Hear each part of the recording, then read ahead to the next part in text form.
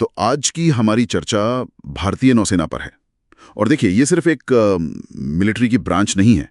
ये भारत की समुद्री महत्वाकांक्षाएं, उसकी आर्थिक सुरक्षा और जो हिंद प्रशांत क्षेत्र में भारत की भूमिका बढ़ रही है, उसका एक बहुत अहम जरिया है। हमारे पास जो स्रोत हैं वो इसी पर रोशनी डालते हैं कि कैसे नौसेना एक ताकतवर फोर्स बनी है, और इसका लक्ष्य है एक पूरी तरह सक्षम ब्लू वाटर नेवी बनना। जी, ब्लू वाटर नेवी मतलब ऐसी नौसेना जो अपने तटों से काफी दूर खुले समुद्र में लंबे समय तक ऑपरेशंस कर सके, स्वतंत्र रूप से। बिल्कुल। तो चलिए इसी विषय में थोड़ा और गहरा उतरते हैं। हमारा मकसद है भारतीय नौसेना की जो आज की क्षमताएं हैं और जो आत्मनिर्भरता की तरफ कदम बढ़ रहे हैं, और हिंद प्रशांत में इसकी क्या स्ट्रेटेजिक अहमियत है, उसको समझना। तो सबसे पहले अगर हम साइज की बात करें, नौसेना के पास 150 से ज्यादा जहाज और पनडुब्बियां हैं। ये नंबर अपने आप में सुनने में तो काफी बड़ा लगता है। हाँ, संख्या तो महत्वपूर्ण है ही, खासकर जब हम ये देखते हैं कि भारत की जो कोस्ट लाइन है, तटरेखा, वो करीब 7,500 किलोमीटर लंबी है। और ये भी कि भारत का वॉल्यूम के हिसाब से देखें तो 90% से ज्यादा व्यापार समंदर के रास्ते होता है। अच्छा, 90%? जी। करेक्ट। और वैल्यू में भी कोई 80% के आसपास। तो इन रास्तों की सुरक्षा, जिन्हें SLOCs कहते हैं, सी लाइंस ऑफ कम्युनिकेशन, हाँ, SLOCs, वो नौसेना की एक बहुत अहम जिम्मेदारी है।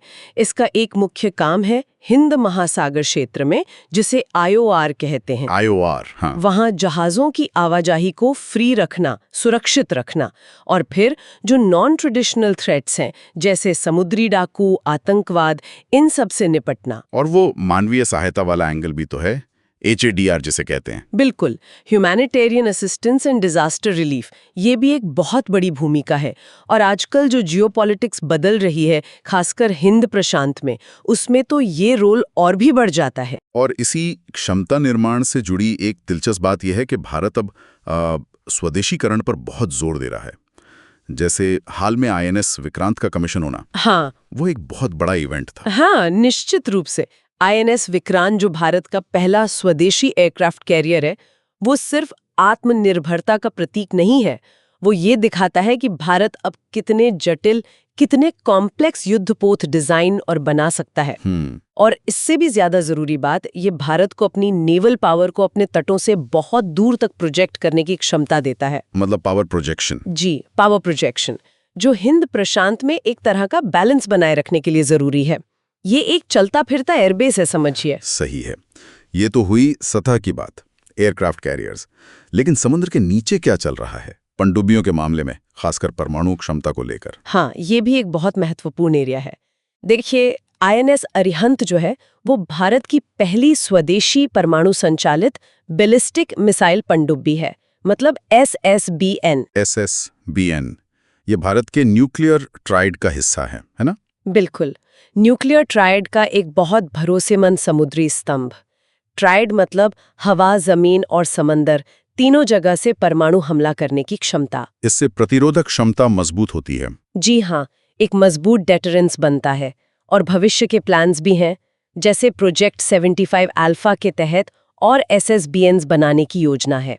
साथ ही न्यूक्लियर अटैक सबमरीन्स यानी SSNs भी। अच्छा, तो SSBNs और SSNs में क्या फर्क है, मतलब आम भाषा में? देखिए, SSBNs का मुख्य काम है परमाणु मिसाइलें लेकर गश्त करना, वो डेटोरेंस के लिए हैं। जबकि SSNs जो हैं, वो ज्यादातर दुश्मन के जहाज़ों और पनडुब्बियों को ढूंढने, ट्रैक करने और जरूरत पड़ने पर उन पर हमला करने के लिए होती हैं। समझ गया। तो ये नौसेना की अंडर वाटर फाइटिंग कैपेबिलिटी को और बढ़ाएंगी? बिल्कुल, उसे और धार देंगी। तो ये तो साफ है कि सैन्य क्षमता बढ़ रही है। लेकिन क्या नौसेना का रोल बस यहीं तक है, या अंतर्राष्ट्रीय सहयोग, डिप्लोमेसी, इसमें भी कुछ है?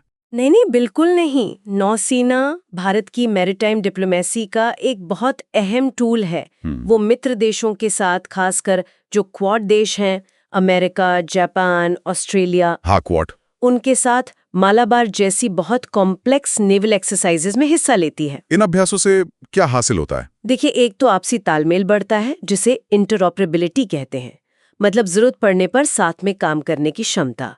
और दूसरा, ये हिंद प्रशांत क्षेत्र में एक नियम आधारित व्यवस्था बनाए रखने का एक साझा संदेश भी देता है। इसके अलावा हमने नौसेना को मानवीय भूमिकाओं में भी काफी एक्टिव देखा है, जैसे वो अदन की खाड़ी में एंटी पायरेसी ऑपरेशंस तो चल ही रहे हैं 2008 से। जी, वो तो लगातार जारी है। और फिर ऑपरेशन समुद्र सेतु था कोविड के टाइम पे लोगों को वापस लाने के लिए, या ऑपरेशन राहत जब यमन से लोगों को निकाला गया था। ये सब बड़े HADR ऑपरेशंस थे। हाँ, बिल्कुल। और ये सब भारत की जो सागर नीति है, security and growth for all in the region, Sagar, हाँ, ये उसी के तहत आता है।